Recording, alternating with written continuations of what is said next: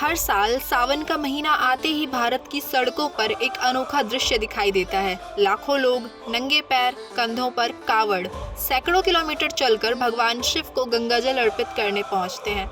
लेकिन अगर मैं आपसे एक सवाल पूछूं कि पहला कावड़िया कौन था? क्या वे रावण थे या भगवान परशुराम, या फिर इस परंपरा की शुरुआत किसी और ने की थी? दिलचस्प बात यह है कि इंटरनेट पर आपको इन तीनों जवाबों के समर्थन में दावे मिल जाएंगे, लेकिन हम जब इतिहास के पन्ने पलटते हैं तो तस्वीर उतनी सीधी नहीं होती। आज की इस वीडियो में हम आस्था, इतिहास दोनों की बात करेंगे। जहां प्रमाण मौजूद है वहां प्रमाणों की बात होगी, और जहां केवल लोक परंपराएं हैं वहां उन्हें उसी रूप में समझेंगे। तो चलिए शुरू करते हैं। सावन का महीना भगवान शिव को समर्पित माना जाता है। धार्मिक परंपराओं के अनुसार गंगा जल से शिवलिंग का अभिषेक अत्यंत शुभ माना जाता है। इसी श्रद्धा से भक्त गंगा या अन्य पवित्र नदियों से जल भरते हैं और उसे बिना जमीन पर रखे अपने आराध्य शिव तक पहुंचाते हैं। इसी पात्र को कावड़ कहा जाता है। लेकिन ये यात्रा केवल जल ले जाने तक की यात्रा नहीं है। ये संयम, अनुशासन, तपस्या और संकल्प का भी प्रतीक मानी जाती है। अब सबसे बड़ा सवाल, इस परंपरा की शुरुआत आखिर किसने की?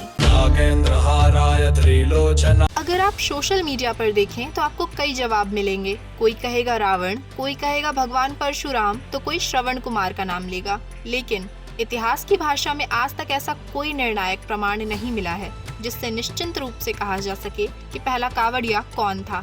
यही से इतिहास और लोक मान्यताओं का रास्ता अलग हो जाता है। अब जानते हैं कि इन तीनों नामों के पीछे की कहानियाँ क्या है।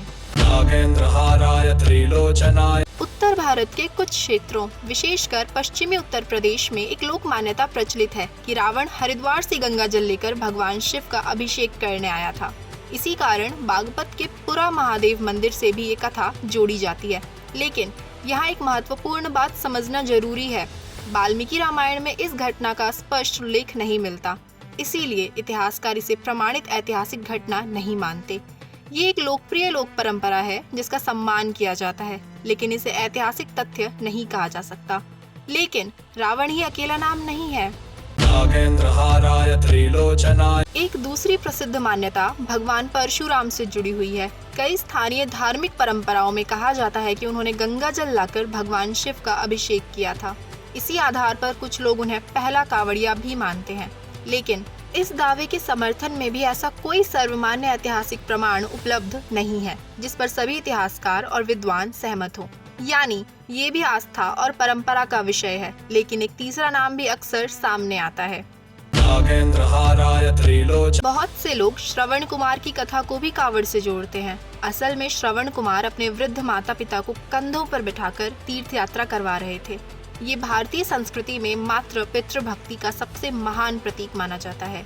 लेकिन इतिहासकार इस कथा को आधुनिक कावड़ यात्रा की शुरुआत का प्रमाण नहीं मानते। तो फिर इतिहास आखिर क्या कहता है?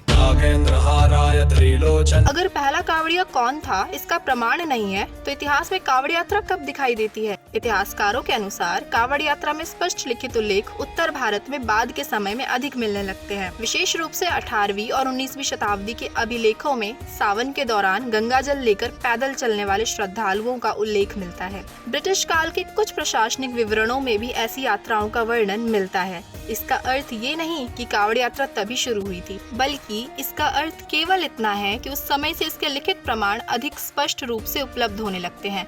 संभव है कि ये परंपरा इससे भी कई सदियों पहले से प्रचलित रही हो, लेकिन उसके प्रत्यक्ष ऐतिहासिक प्रमाण सीमित हैं।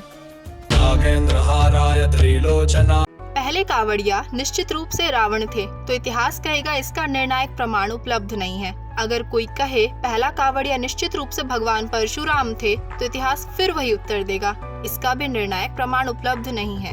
लेकिन अगर कोई पूछे कि क्या भगवान शिव को गंगा जल अर्पित करने की परंपरा बहुत पुरानी है, तो उत्तर है हाँ। धार्मिक परंपराओं में इसका अत्यंत प्राचीन महत्व माना जाता है और सदियों से श्रद्धालु इस आस्था को निभाते आ रहे हैं।